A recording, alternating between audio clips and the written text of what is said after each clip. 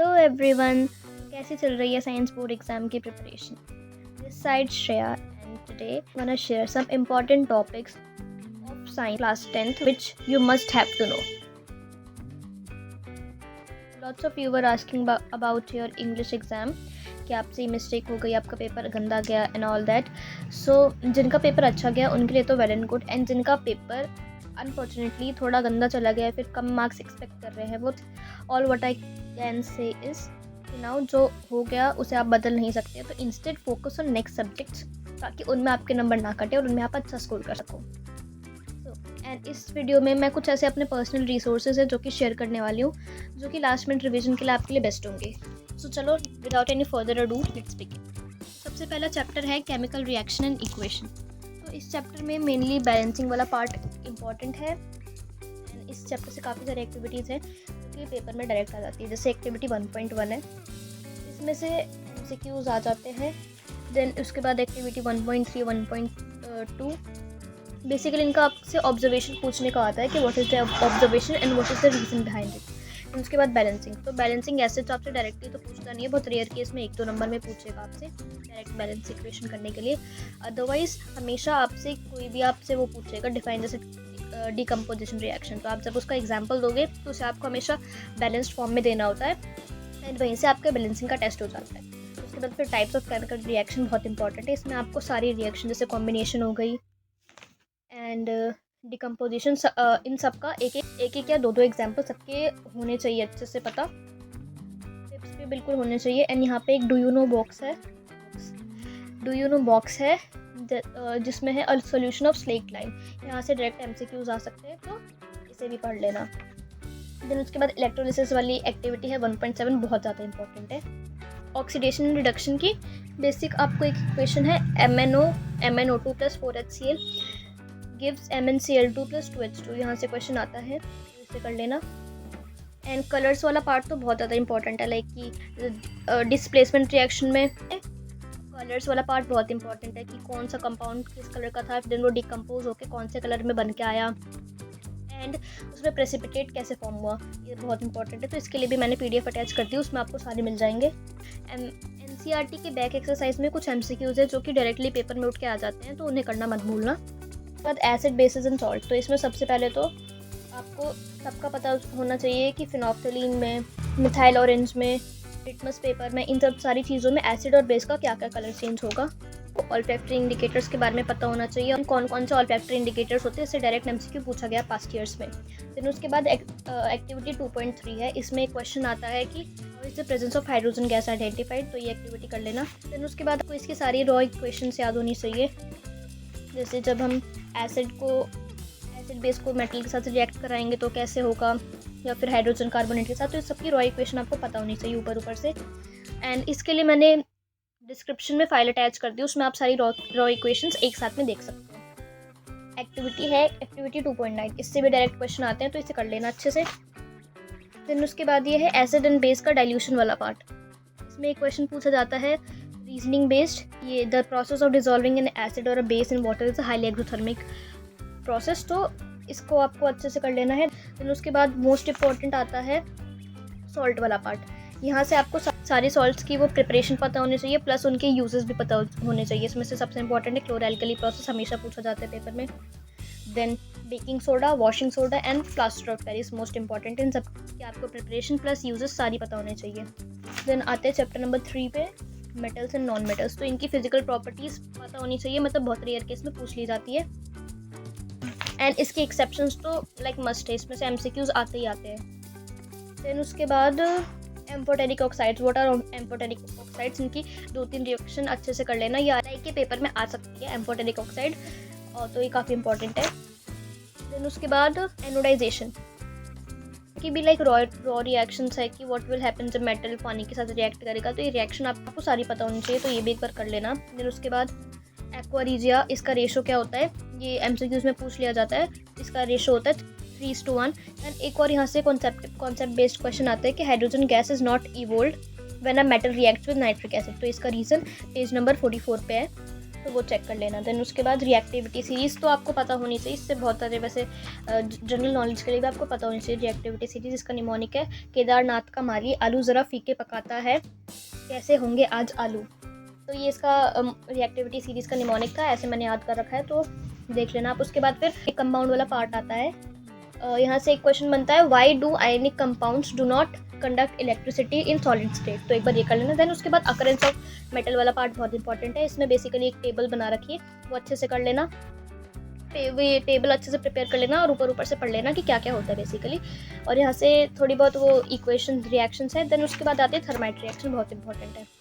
Then उसके बाद refining of metal, इसमें इलेक्ट्रोलिटिक रिफाइनिंग है, तो ये भी कर लेना। देन उसके बाद कोरोजन में से बहुत रेयर है क्वेश्चन आनी। कोरोजन में से ज़्यादातर यही पूछते हैं कि what are the circumstances of corrosion and mainly कौन सी कंडीशन रिक्वायर्ड होती है कोरोजन के होने के लिए, ठीक है। इसके बाद कार्बन वाला चैप्टर है, ये चैप्टर बहुत ज़्यादा इंपॉर्टेंट है। प्रॉपर्टीज ऑफ इथेनॉइक एसिड, इसमें जितनी भी इसकी रिएक्शंस है, जैसे एस्टरिफिकेशन हो गई, सपोनिफिकेशन हो गई, रिएक्शन विद सोप हो गई, ये सारी बहुत ज़्यादा इंपॉर्टेंट है। या उसके बाद सोप्स एंड डिटर्जेंट्स का ओवरव्यू होना चाहिए बस। उसके देन ये लाइफ प्रोसेस वाला चैप्टर है, तो ये तो पूरा इंपॉर्टेंट है, इसमें से मैं क्या ही बता सकती हूँ इंपॉर्टेंट, क्योंकि ये ऑलमोस्ट पूरा ही चैप्टर इंपॉर्टेंट है।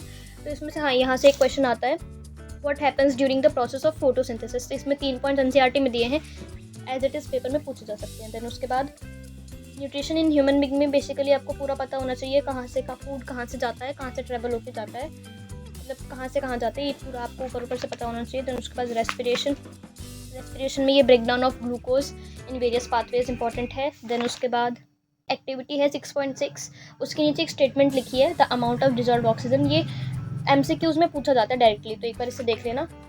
देन उसके बाद हार्ट है, डबल सर्कुलेशन से क्वेश्चन आ जाते हैं कई बार, तो एक बार हार्ट का डायग्राम देख लेना। देन उसके बाद ब्लड प्रेशर से बहुत रेयर चांसेस है क्वेश्चन आने के। उसके बाद फिर ये एसेंट ऑफ सैप से क्वेश्चन आता है, पास्ट ईयर में आ चुका है एसेंट ऑफ सैप से, जो कि ट्रांसपोर्टेशन ऑफ वाटर में है। उसके बाद फिर एक्सक्रीशन में से या तो ये excretory system in human being आता है, या तो फिर नेफ्रॉन का डायग्राम आता है, इन दोनों में से कोई एक आ सकता है। और हेमोडायलिसिस तो बहुत, आर्टिफिशियल किडनी वाला पार्ट बहुत इंपॉर्टेंट है। देन उसके बाद फिर ये कंट्रोल एंड कोऑर्डिनेशन, तो इसमें से जो इंपॉर्टेंट है वो है structure of neuron, then synapse and ये reflex arc. I don't remember ये पेपर में आया था या नहीं, आई गेस मेरे प्री बोर्ड में आया था, नहीं मुझे नहीं आता था, तो इसे अच्छे से प्रिपेयर कर लेना। Reflex of arc and plant hormones important है।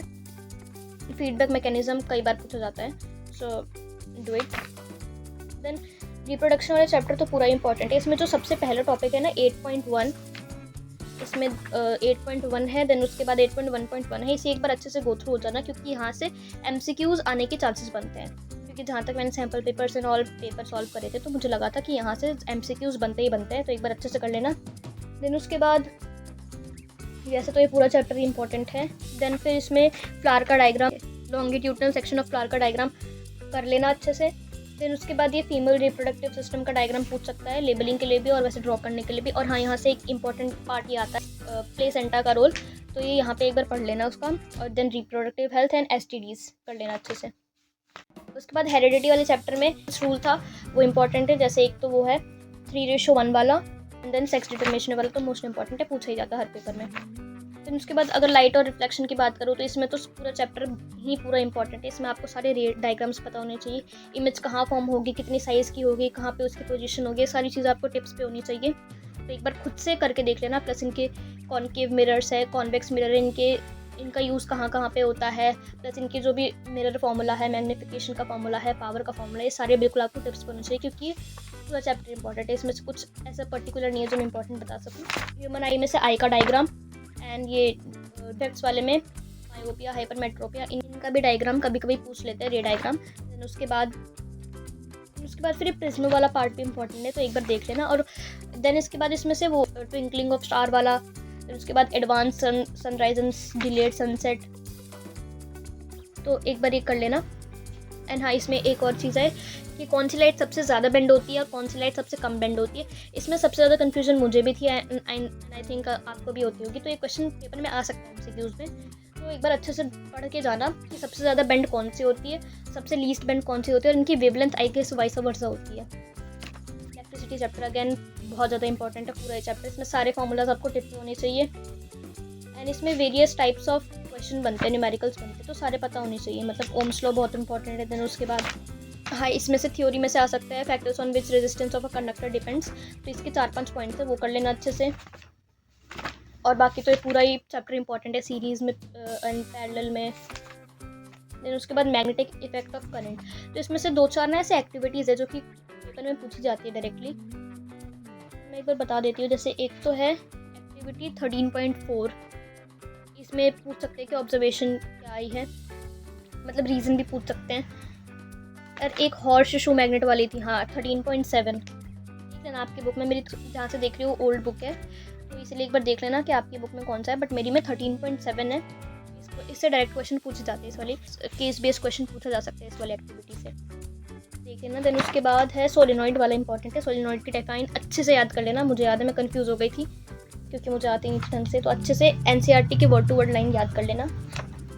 देन उसके बाद एक क्वेश्चन है यहाँ पे 13.2, an electron enters a magnetic field at the right angles to it as shown in figure, direction of force acting on the electron will be. तो इस type के क्वेश्चन पेपर में पूछ सकते हैं इस चैप्टर से, तो ये थोड़े कंफ्यूजिंग भी हैं, तो एक बार देख लेना। इसका आंसर है इनटू द पेज, तो इस टाइप से पूछ सकते हैं। देन मिंग्स लेफ्ट हैंड रूल को कैसे भूल सकते हो। देन उसके बाद आई गेस लास्ट चैप्टर है, नहीं इसके बाद रुको, ये डोमेस्टिक इलेक्ट्रिक सर्किट में से इस डायग्राम की लेबलिंग आ सकती है।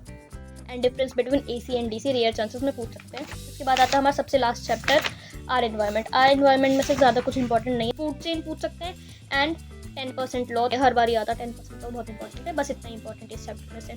तो आई गेस वीडियो थोड़ी ज़्यादा लंबी हो गई है, but it's okay, worth it रही होगी। तो देखो जितना मुझे इंपॉर्टेंट लगा मैंने अपनी साइड से आपको सारा बता दिया। लाइक इसके अलावा भी बहुत सारी चीज़ें इंपॉर्टेंट थी, बट मैंने आपको मोस्ट इंपॉर्टेंट चीज़ें बताई है जो कि लाइकली चांसेस हैं पेपर में आने के। मैं ऐसा नहीं करी वो ज़रूर ही आएंगे, देयर आर चांसेस कि वो आ सकते हैं पेपर में। So one more thing I want to tell कि जैसे कि जो बच्चे अभी अपनी प्रिपरेशन कर रहे हैं, सो वो क्या कर सकते हैं कि इन इम्पॉर्टेंट टॉपिक्स को थोड़ा अच्छे से कर सकते हैं। जिन्होंने अभी तक नहीं पढ़ा कुछ भी, सो वो ये कर सकते हैं कि अगर बस ये टॉपिक्स को कर लें, so they can score good marks. And जिन्होंने पढ़ ही लिया है, so they are already doing good. And एक और चीज़ मैं बोलना चाहूँगी कि जैसे इंग्लिश के एग्ज़ाम में आप लैक ऑफ प्रैक्टिस की वजह से आपके नंबर कट रहे हैं, तो उस चीज़ को अवॉइड करने के लिए प्रैक्टिस करना बिल्कुल मत छोड़ना। जितना हो सकता है उतना क्वेश्चन लिख के देखो, सैम्पल पेपर सॉल्व करो, ताकि आपकी रिटर्न प्रैक्टिस हो सके। क्योंकि ऑफकोर्स एट द एंड आपको वहाँ पे आंसर्स लिख के आने चाहिए एंड टाइम मैनेजमेंट आपको सीखना पड़ेगा, तो इसलिए रिटर्न प्रैक्टिस करके देखो। एंड एक बार डिस्क्रिप्शन में चेक कर लेना, मैंने PDF अटैच कर दी है। लास्ट रिएक्शन, उसमें बेसिकली रिएक्शन दे रखी है सारी, प्लस कलर वाला पार्ट है उसमें इंक्लूडेड, तो वहाँ से आप रिवाइज कर सकते हो उसे। And this was all for this video. I hope it helped you. So thank you so much for watching till the end. And अगर इस वीडियो ने आपकी बिल्कुल थोड़ी सी भी हेल्प करी हो, तो please consider to subscribe the channel. तो एंड अगर कोई भी डाउट हो, so feel free to ask. Will meet you in the next video. Till then take care and bye bye.